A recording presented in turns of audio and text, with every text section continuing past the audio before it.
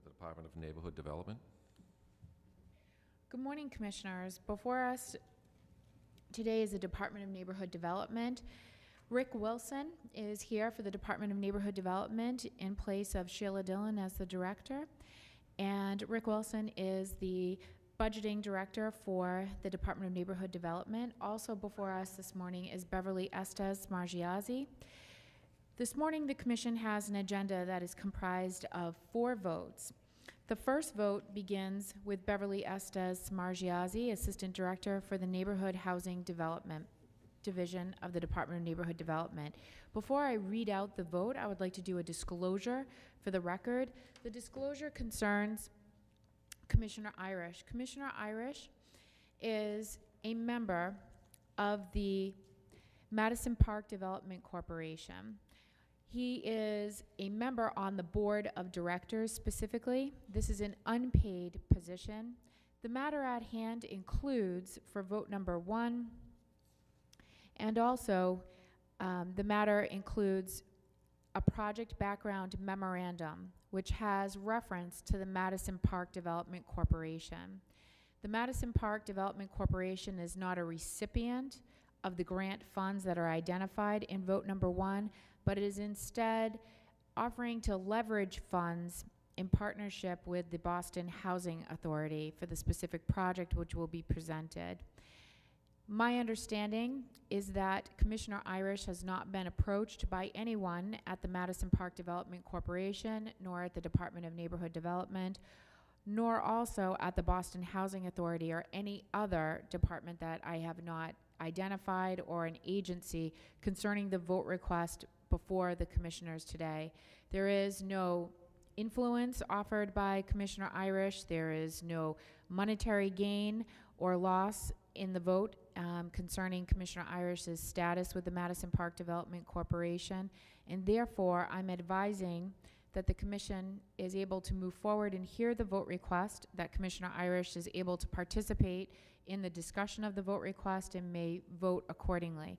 Commissioner Irish, I would ask you if the information I have disclosed, if that is accurate and true to your understanding.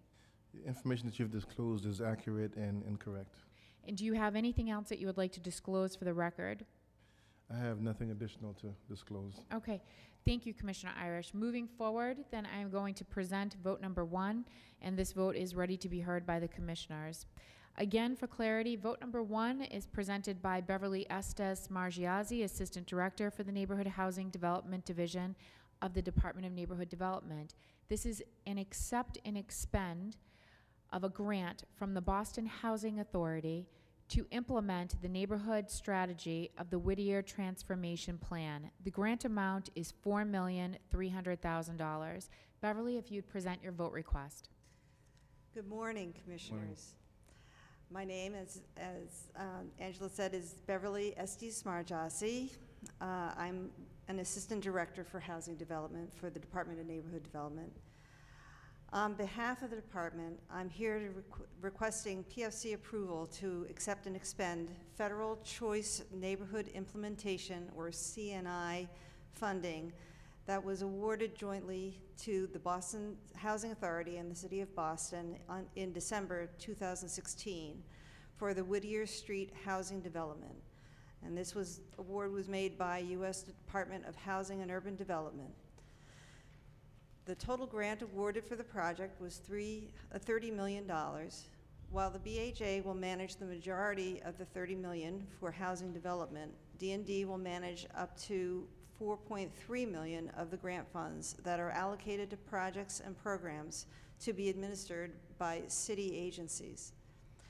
The CNI grant includes funds for housing, social services, and neighborhood improvements. The BHA and their development partner, POA Madison Associates LLC, will transform the existing 200-unit Whittier Street public housing development into a new mixed-income rental housing development with a total of 472 units. The current public housing tenants will have the opportunity to return to new units, either on-site or in the surrounding area.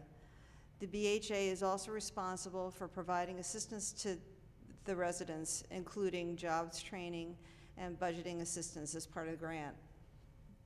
As partner with the BHA and as lead for the neighborhood improvement strategy for the Whittier CNI grant, D&D will manage $4.3 million budget that includes funds for neighborhood improvements, and these improvements includes new streets within the Whittier housing development, a transformed Ruggles Street corridor and park improvements, enhanced home ownership and small business assistance programs, and the installation of wicked-free Wi-Fi in the area. The vote package includes a comprehensive memo about the use of the grant funds and PFC request, along with a memorandum of agreement between the BHA and D&D that outlines the fiscal responsibilities of the agencies. The vote package also includes the grant agreement with HUD, the award letter from HUD to the BHA and the city, and the award letter from BHA to D&D. I have provided 2 handouts related to this request. The first, which is up on the screen, is a map that shows the locations of the various projects and programs funded by the grant. The legend highlights those projects where D&D will have fiscal responsibility. The second handout, which is in your packet, provides the budget breakdown for the $4.3 million to be managed by D&D. The budget identifies the city agency responsible for each of the various projects where D&D has fiscal oversight. The budget also shows the leverage and the agencies that, and it shows that leverage and that the agencies are pledging to the overall grant plan. You'll see that D&D will be coordinating with a number of city agencies on this grant, including Public Works, Economic Development, Parks and Recreation, School Department, Innovation and Technology, and the Police Department. The $4.3 million includes $3.9 million in direct program funds and $400,000 for administrative overhead. In summary, if PFC approves the vote request, D&D will be able to take a lead role in the transformation of the Whittier Street neighborhood by coordinating significant neighborhood improvements, as well as provide for program funds to enhance the quality of life for the neighborhood residents. I'm here to answer any questions you may have. Thank you. I have no questions. So it looks like with this 4.3, we'll be able to leverage about $18 million of additional funding. I'm sorry. With the 4.3 million, we'll be able to leverage the 18 Yes, million that's correct. overall. That is correct. No, I have no questions. I make a motion that we approve this request. Second, all in favor? Aye. Aye. Thank you. Vote number 1 is approved. Turn down accepting money.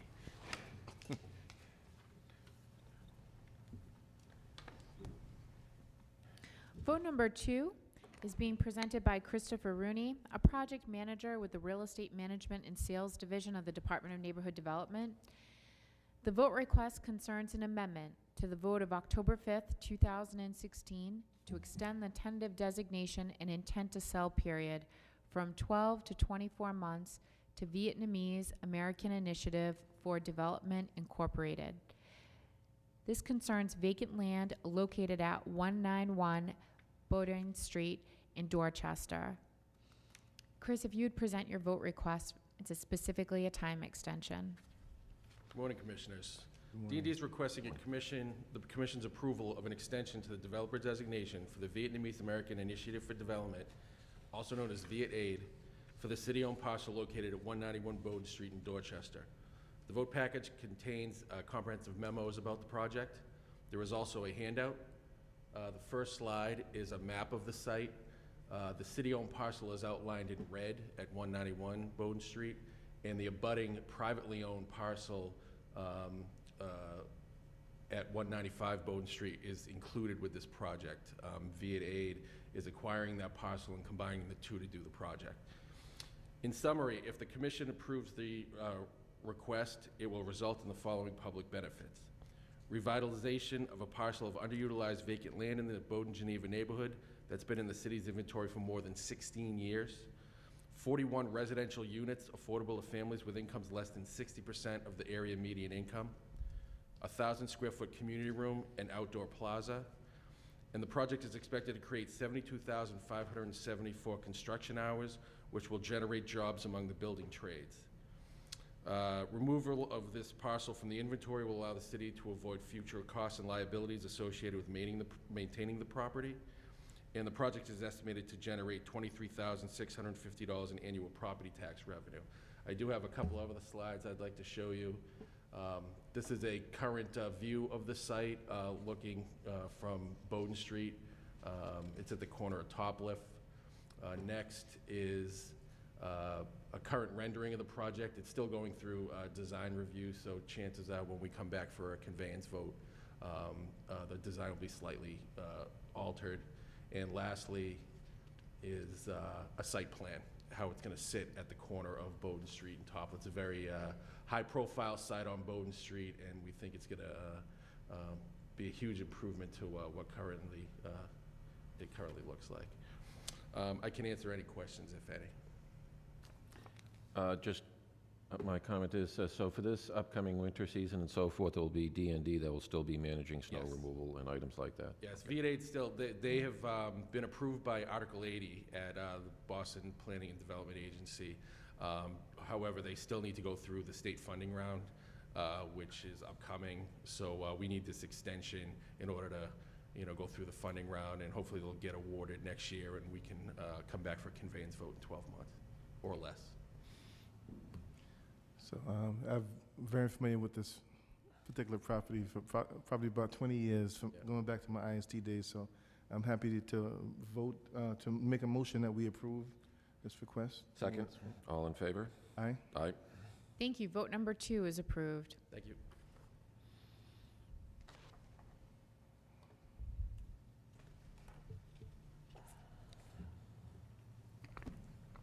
Before you, Commissioners, are votes 3 and 4.